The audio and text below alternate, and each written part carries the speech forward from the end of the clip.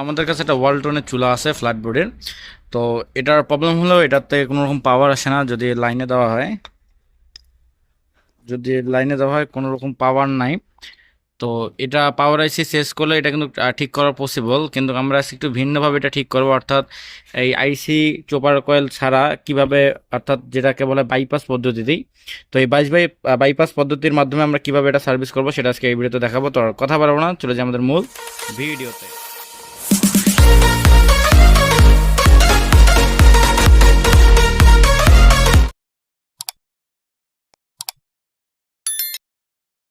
তো বাইপাস পদ্ধতি করার আগে আমাদের এই বেসিক কিছু জিনিস জানতে হবে। তো এখানে কত ভোল্টে চলে এবং কিভাবে এখানে ভোল্ট উৎপাদন হয় সেটা আমাদের জানতে হবে।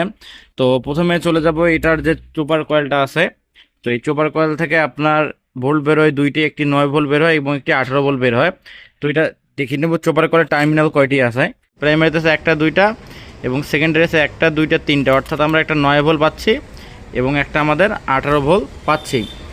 তো জাস্ট আমরা কি করব, এখানে যেটা 9 ভোল্ট এবং 18 ভোল্ট এই দুটো আমরা একত্রে কমন দিয়ে দেব আর নিউট্রালের সঙ্গে নিউট্রাল দেবো। অর্থাৎ আমরা এই যে দুইটাতে 12 ভোল্ট ঢুকাবো আর এটা নিউট্রালের সঙ্গে নিউট্রাল কমন দিলে আমাদের সার্কিটটা দেশ ওকে। তার আগে আমাদের চোপার কলটা খুলতে হবে এবং ভাইপের পর আইসিটা খুলে ফেলতে হবে। আপনি চাইলে আইসিটা রাখতে পারেন অথবা খুলতে পারেন, কিন্তু চোপার কলটা আপনাকে মাসবি খুলতে হবে। কয়েল প্লাস 4.7 ইএফ ক্যাপাসিটার প্লাস ভাইপের পর আইসি খুলে ফেলছি, কারণ এগুলো আমাদের এখানে প্রয়োজন নাই। এখন জাস্ট কী করতে হবে, তো আমাদের একটা জিনিস লক্ষ্য রাখতে হবে। আমাদের এই যে এটা হলো নিউট্রাল লাইন, এটা হলো নিউট্রালটা, এই নিউট্রাল লাইনটা ডিটের বরাবর আমাদের আছে এই পিনে, অর্থাৎ আমাদের এই শেষের পিনটাতে আসছে। এখন এই মাদারটা আছে 9 ভোল্ট, এটা আছে 18 ভোল্ট, এই দুটো আমরা কী করবো একত্রে কমন দেবো। তো একত্রে কমন দেওয়ার পরে আমরা জাস্ট এখানে 12 ভোল্ট ইনপুট দিলে আমাদের কাজ ইনশাল্লাহ হয়ে যাবে। এখান থেকে দুইটা পজিটিভ এবং নেগেটিভ তার সংযোগ করে নিয়েছি।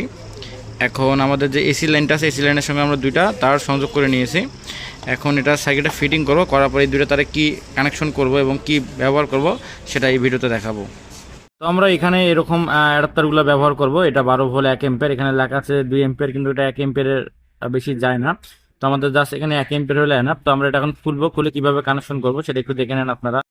তো আমরা এটার যে আউটপুট আছে পজিটিভ এবং নেগেটিভ, আউটপুট দেখে আমরা পজিটিভ এবং নেগেটিভ সংযোগ দিয়েছি এবং এসি লাইনের সাথে এসি লাইনটা সংযোগ দিয়েছি। এখন জাস্ট এটা চালু করার পালা। এখন চালু করে দেখতে হবে এটা চালু হয় কি না, নাকি অন্য কোনো প্রবলেম আছে। আচ্ছা, তো লাইনে দিলাম,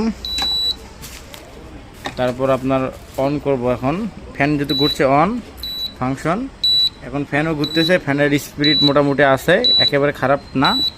তো এটা এখন জাস্ট চেক করা পালা। এমনও হতে পারে যদি চালু না হয় কোনো প্রবলেম দেখা দেয়, সেটা এখন আমরা সুন্দর করে এখানে গ্লু গানটা দিয়ে বসাবো, বসার পর গ্লাস দেবো, তারপর আমরা এটা চালু করে দেখবো। গ্লু গান দিয়ে সুন্দর করে বসিয়ে নিয়েছি যাতে এটা খুলে যায় না। এখন জাস্ট এটা ফিটিং দেবো। তো এটা এখন আমরা ডাইরেক্ট লাইনে দিয়েছি, ভিতরে একটা ইন্ডিকেটার জ্বলতেছে প্লাস বাইরে একটা ইন্ডিকেটার। এখন যদি অন করি ফাংশন 1400 ওয়াট শো করতেছে। এখন যদি এটা পাতিল বসিয়ে দেই, তো এখানে এখন গরম হচ্ছে 1400 ওয়াটায়, আমরা এটা 1000 করে দিলাম।